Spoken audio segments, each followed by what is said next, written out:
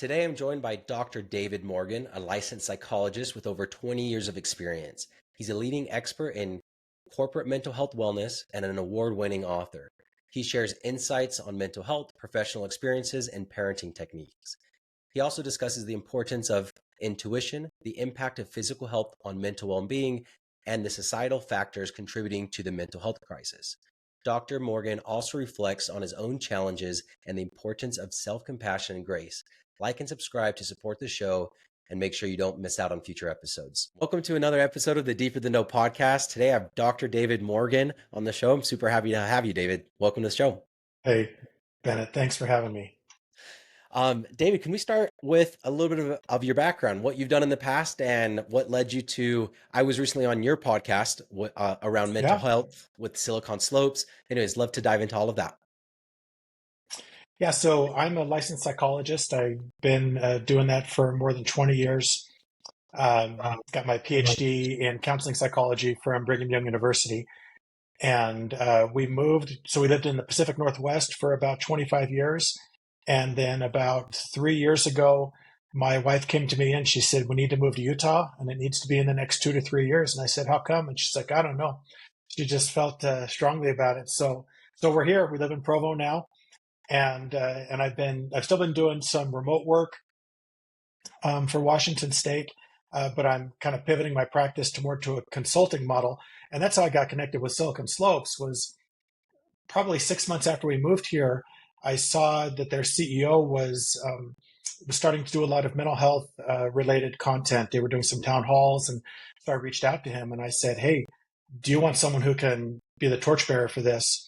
Mhm. And he said, fantastic. So that's where I became the director of mental health awareness for Silicon Slopes. And we started a mental health related podcast. And you were on the podcast. And that's how I met you. And that's why we're here today. And remind us the name of your podcast. That's called Mental Health Momentum. Okay, awesome. Um, I haven't listened to them yet because you guys just started, right? But I do know you have one Yeah. good guest, and that was me. I'm just Yeah. joking. Yeah. We'll probably lead with that one, I think, just to make sure it gets up to a really good start. And then, Mental health yeah. momentum. Okay, anyways, Yeah. I'm excited for those to start coming out so I can follow along. Um, First question I want to ask is, you started with my wife wanted to move just because she wanted to Yeah. move. Like Yeah. that's like a gut feeling, inspiration or whatever. Mhm. Yeah. Talk to it, but it wasn't yours. It's a lot easier to follow. Like, I No. don't know why I want to do this, but I'm going to follow it because it's my intuition. You're following your spouse's intuition. I want to Yeah. dive in a little bit into that. And when you moved, did you already have something lined up here in Utah, or is it like we're gonna move and figure it out? Or yeah, give me that. That seems like a big leap of faith.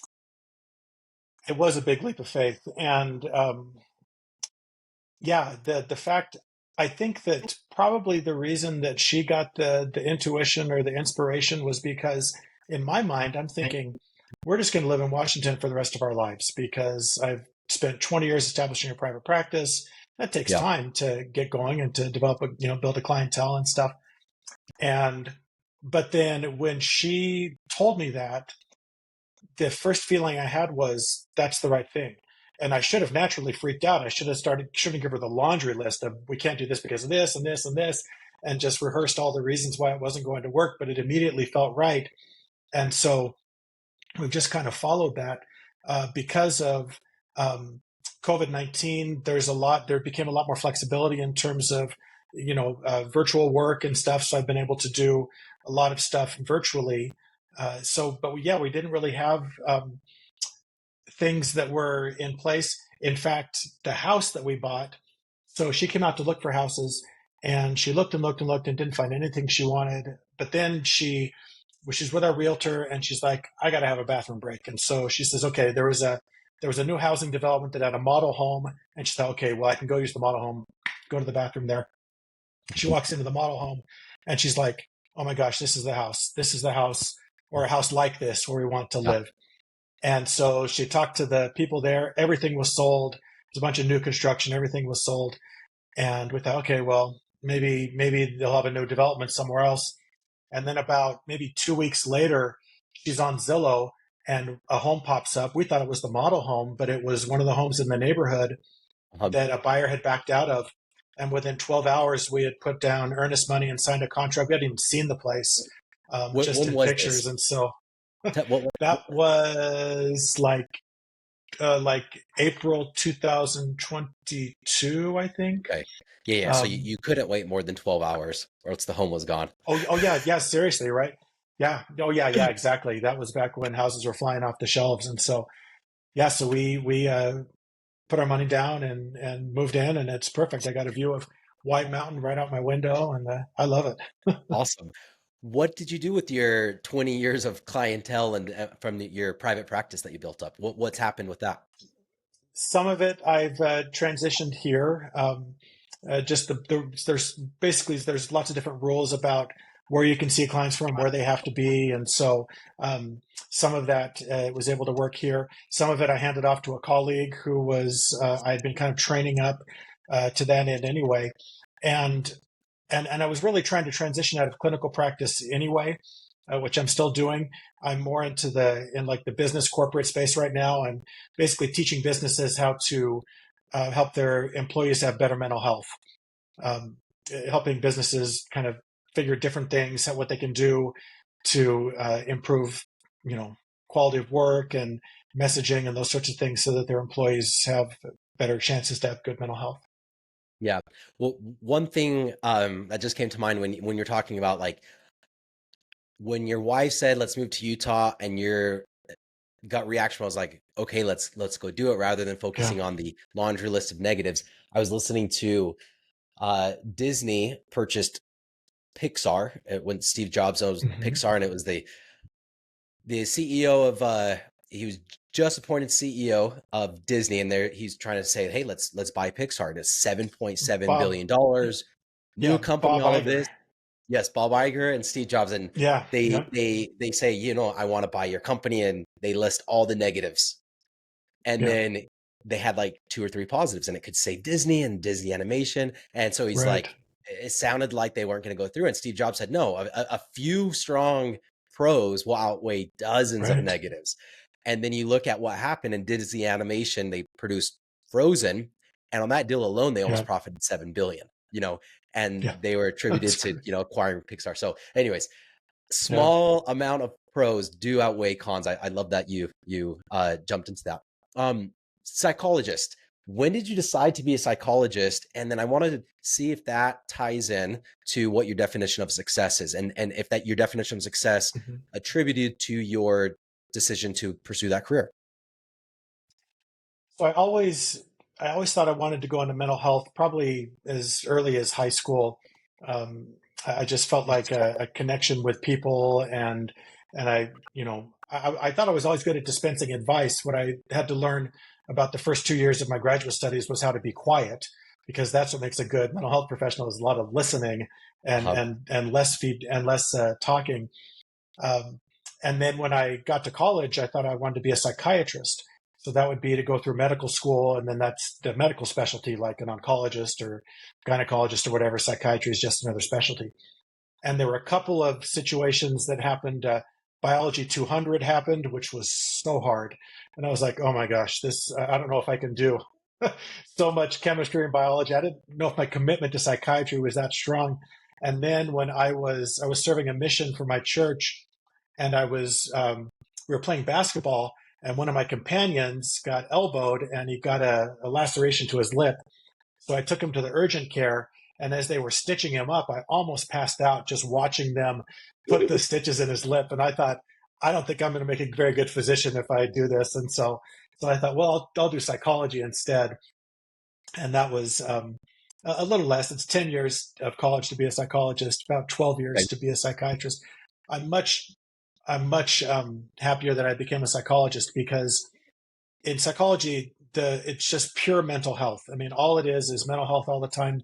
There's no worries about medication, no worry about anything else. It's just the counseling and the evaluation and assessment, and that's been, and I like that. I mean, there's places for that other stuff as well, for sure. But I've Mhm. really enjoyed being able to help people change by them changing the way they think and approach their lives.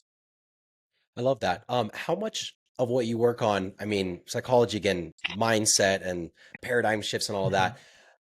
How much does the physical relate to it as well? I mean, are there, you often hear the importance of just movement and blood flow and exercise Yeah, and all of that. And anyways, love to hear your feedback on the mental versus yeah. physical and how those relate.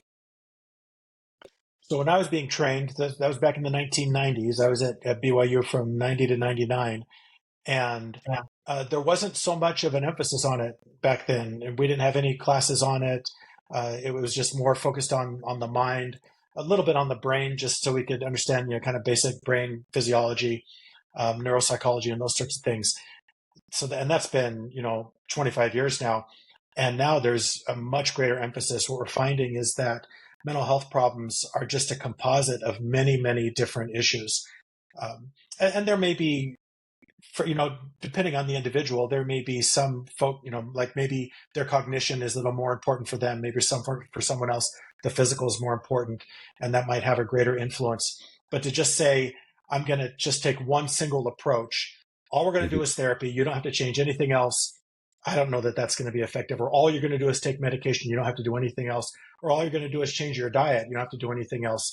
I don't think that works. I think you have to look at it as a multifaceted problem that needs a multifaceted solution. So Mhm. physical, 100%. We got to get in better shape. We got to think about what we eat, what we're putting in our bodies, what we're doing to our bodies. All of that is going to affect the system in some way. Yeah. Um, I'm interested to hear your thoughts on, the mental health crisis that we're in, more anxiety, more depression, more diagnosed illness. What I heard it was from a psychologist, Jonathan Haidt, who wrote a book called Coddling the American Mind. It was basically, we are helicopter parenting. Kids cannot, they're not building confidence. They don't know how to manage risk. And then he also threw in the expectation versus reality equals our happiness. Social media is raising the expectation of who we should be, how often we should be traveling, how much money we should be making, but the reality stays the same, and that's creating a larger gap. And from my experience, I mean, that all sounds, yeah, sure. What are the other theories out there that are leading towards much higher rates of mental health illnesses? So one of the things about mental health is that it's all self-report. It's not like I went to my doctor 6 months ago for a physical, and they drew a little titer of blood, and they were able to Mhm. look at a bunch of things in my blood. They were able to tell if my cholesterol was too high, if my sugar levels, those sorts of things. They took my blood pressure with a cuff, and they were able to assess that. They didn't say, "Hey, David, what's your blood pressure?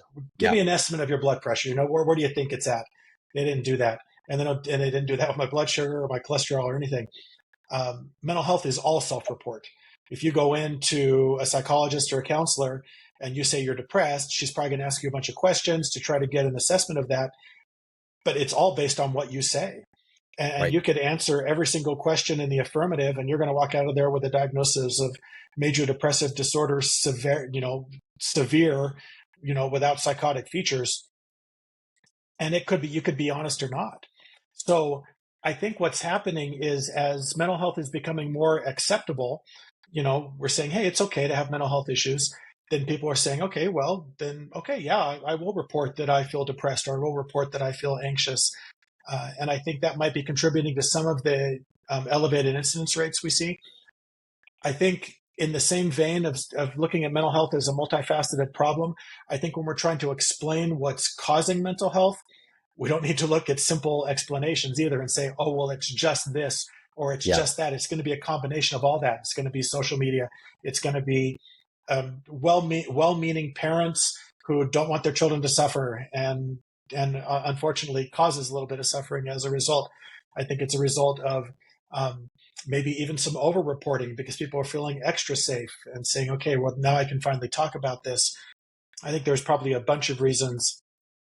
One of the things I don't like is this idea of, well, we just need to be like it was in the 80s when I was growing up, and we just need to get back to throwing the football. And I mean, I remember kicking a soccer ball down the street till my foot was numb. I would just go out there and kick and kick and kick and kick, and literally the top of my foot, it had no sensation. And that's what we did then.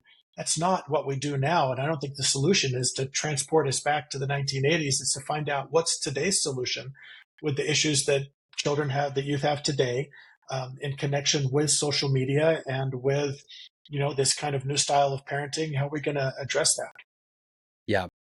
You mentioned the higher self-reporting, and again, going back to the Jonathan Haidt, when I kind of first got interested in mental health, he was showing a statistic and he addressed that. He said, a lot of people, because it is self-reported.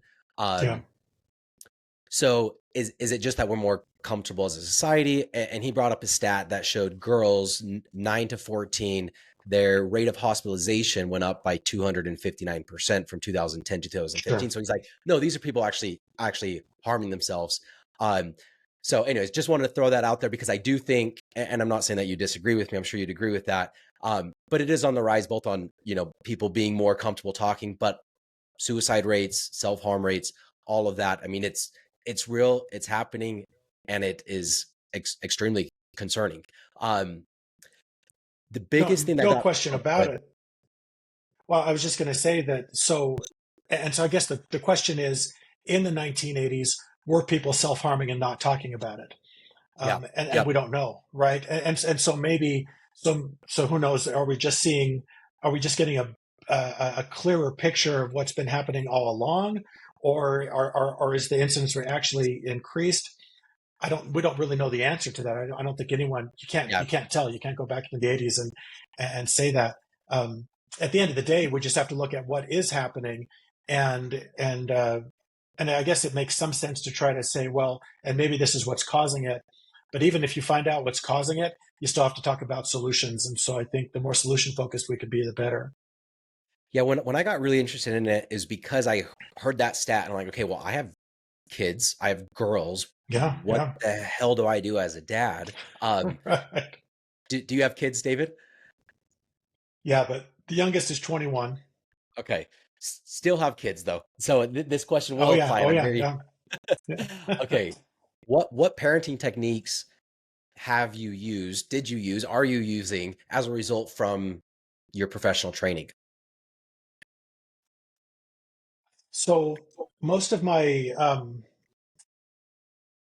in my professional work, I relied a lot on theories that kind of address the idea of if we're being irresponsible in trying to meet our goals, then we end up having more mental health issues.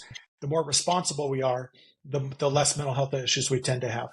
And it could be the example of if I want to get rich, then I could responsibly get educated or get trained in something that can make money, work hard at that, spend less than I earn, and I can eventually become rich.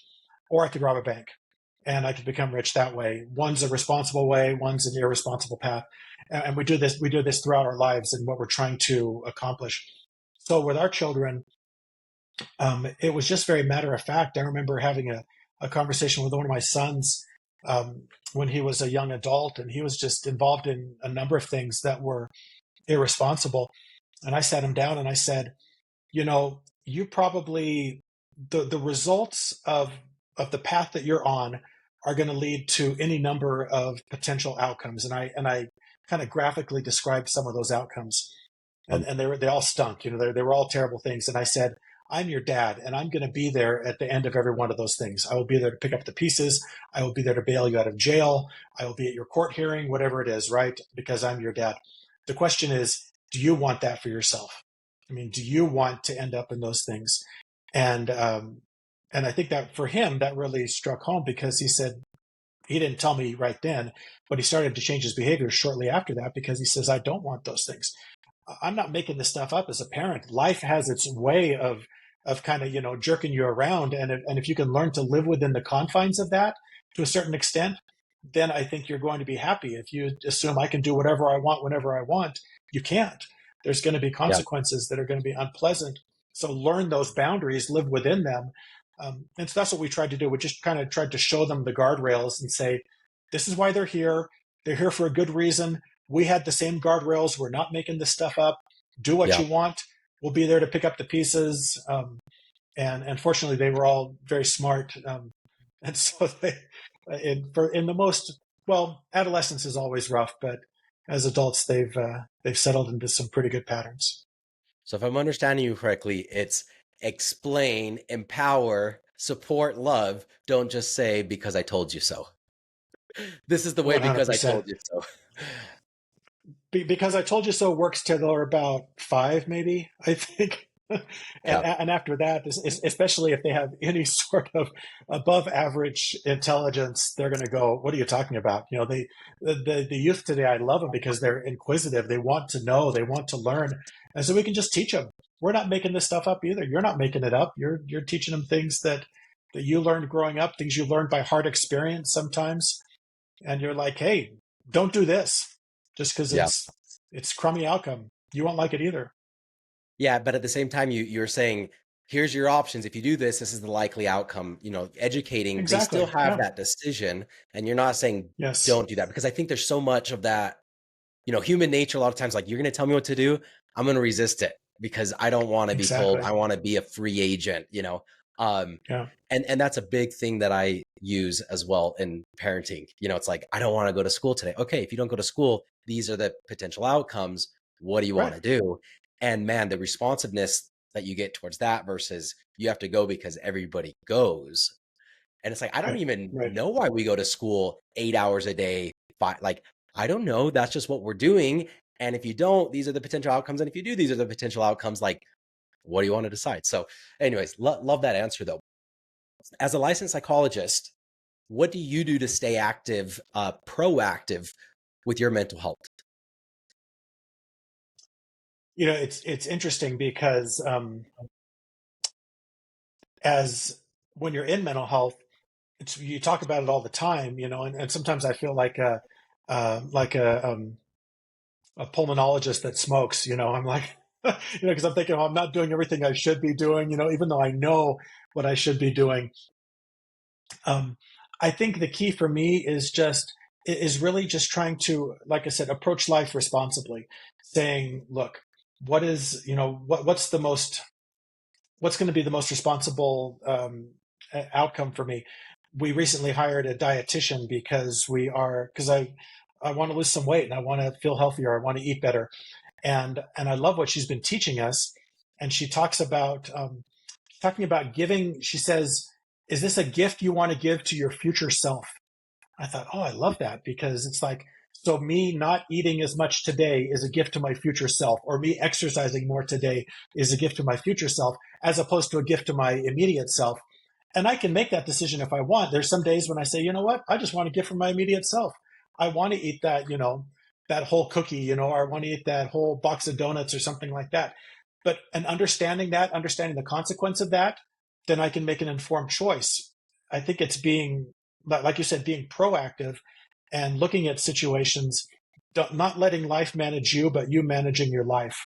Um, and that's been key for me in just trying to keep things balanced. Absolutely. I love that.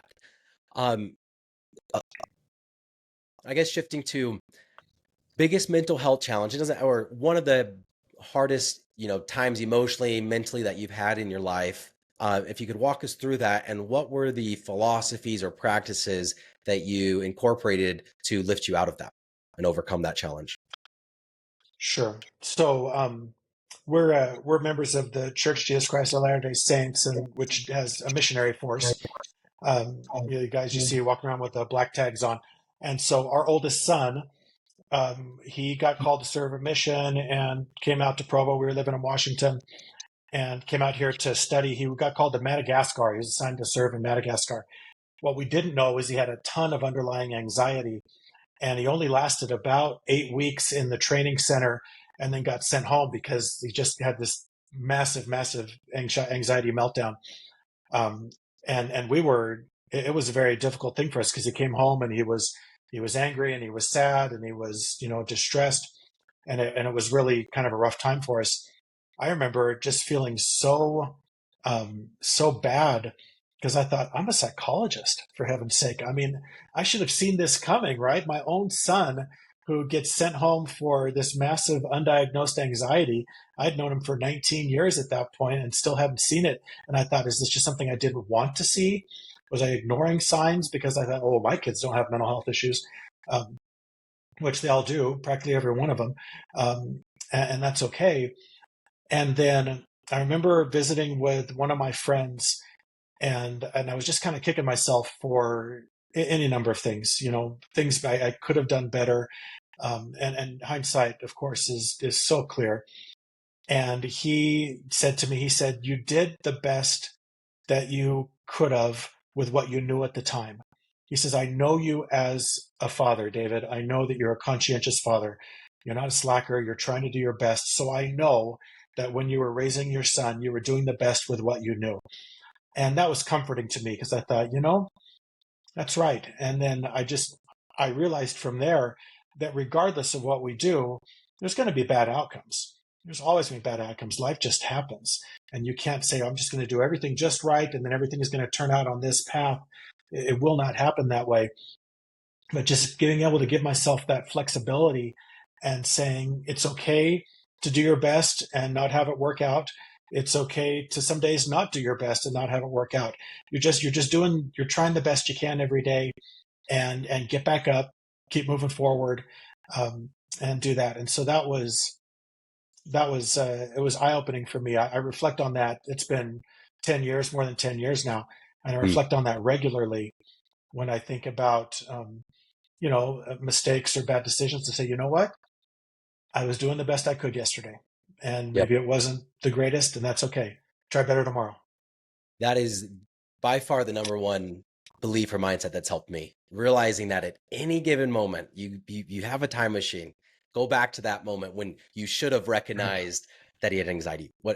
Your brain didn't Yeah. recognize it. And that's it. Like the Yeah. thought to ask him more, but like it just didn't arise in your mind or whatever.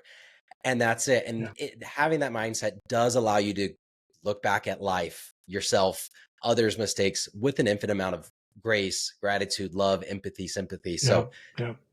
I love that. And I also like that example because it was an example of something that you went through per se. Like it was your son, but it's like, okay, well, what does this say about me as a father if he came Right. home early or whatever?